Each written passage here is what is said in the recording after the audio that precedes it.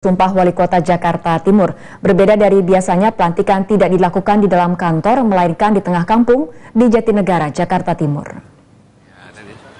Jokowi melantik pelaksana tugas Wali Kota Jakarta Timur, Krisdianto, sebagai pejabat Wali Kota Jakarta Timur. Krisdianto menggantikan posisi pejabat lama, Murdani, yang memasuki masa pensiun Oktober lalu. Sementara Sekretaris Kota Jakarta Timur, Husein Murad, ditetapkan sebagai Wakil Wali Kota mendampingi Krisdianto. Pelantikan dan pengambilan sumpah dilakukan di atas panggung terbuka dan disaksikan oleh masyarakat sekitar Kampung Pulau Jahe, Jatinegara. Jokowi menyatakan pelantikan Wali Kota sengaja dilakukan di tengah kampung agar pejabat yang baru mengetahui persoalan yang dihadapi oleh warganya. Jokowi juga berpesan pada Wali Kota dan wakilnya agar selalu bekerja keras memenuhi kebutuhan warga.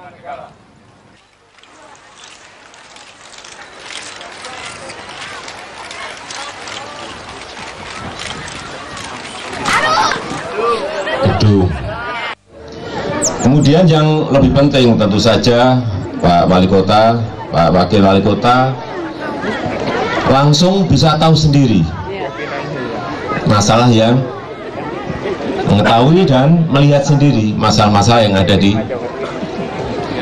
sekitar tempat pelantikan ini.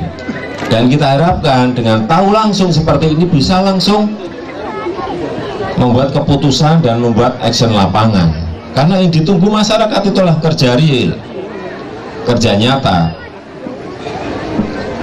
Kalau kita lantik di gedung, tempatnya ber-AC, masalahnya tidak akan kelihatan.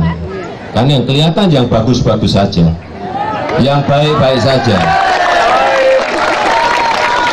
Padahal problemnya banyak sekali, masalahnya masih banyak sekali di rakyat, di masyarakat, di kampung, di RT, di RW. Di atas lahan bekas tumpukan sampah di pemukiman padat di Kampung Pulau Jahe, Cakung, Jakarta Timur, Wali Kota dan Wakil Wali Kota Krisdianto dan Husein Murad dilantik Gubernur DKI Jakarta Joko Widodo. Di bawah terik matahari tanpa pendingin udara, para undangan menyaksikan pengambilan sumpah dua pejabat itu. Di balik acara yang tidak biasa ini, ada pesan yang ingin disampaikan Jokowi untuk anak buahnya. Suatu saat mungkin akan saya lantik kepala PU, ya kan, di tepi Ciliwung. Kenapa tidak? Karena problem Jakarta ada di Ciliwung, problem Jakarta ada di kampung-kampung seperti ini. Ini saya tarik memang ke tempat masalah supaya semua pejabat melihat bahwa masih banyak masalah di Jakarta. Itu aja, pesannya itu aja. Meski heran, warga setuju dengan langkah gubernur melantik pejabat di tempat kumuh. Pejabat-pejabat ngerasain orang kecil kayak ngapa gitu kali ya. Oh gitu. Rasanya kalau kepanasan kayak ngapa gitu kali ya. Bagus malah iya. Jadi biayanya nggak banyak kalau di gedung-gedung apa di hotel biayanya kan mahal. Iya, perlu biaya banyak. Usai melantik, Jokowi ikut mencicipi hidangan di sebuah tempat sangat sederhana dan langsung kembali bekerja menyambangi rakyat di Kampung Pulau Jahe yang kondisinya memang kumuh. Apa yang dilakukan Jokowi berbanding terbalik dengan yang dilakukan Bupati Bima, Nusa Tenggara Barat, Ferry Zulkarnain. Sebelum akhirnya ditolak, Pemda Bima sempat mengajukan anggaran APBD 2013 untuk pembelian mobil bupati seharga 1 miliar rupiah yang nilainya sama dengan anggaran pengentasan gizi buruk anak-anak se-Kabupaten Bima. Bahkan nilai pembentukan drum band dianggarkan sebesar 1 miliar rupiah. Yang lebih aneh, dana kesehatan sang bupati untuk tahun 2013 misalnya naik dari cuma 50 juta rupiah menjadi 600 juta rupiah.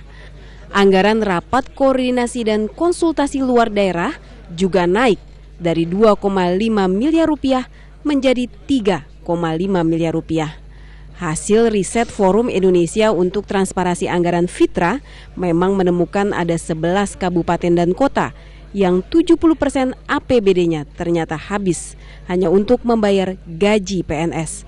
Artinya, kepentingan rakyat yang menjadi pembayar pajak justru terabaikan. Tribowo dan Yuda Hendrawan melaporkan dari Jakarta dan Bima, Nusa Tenggara Barat.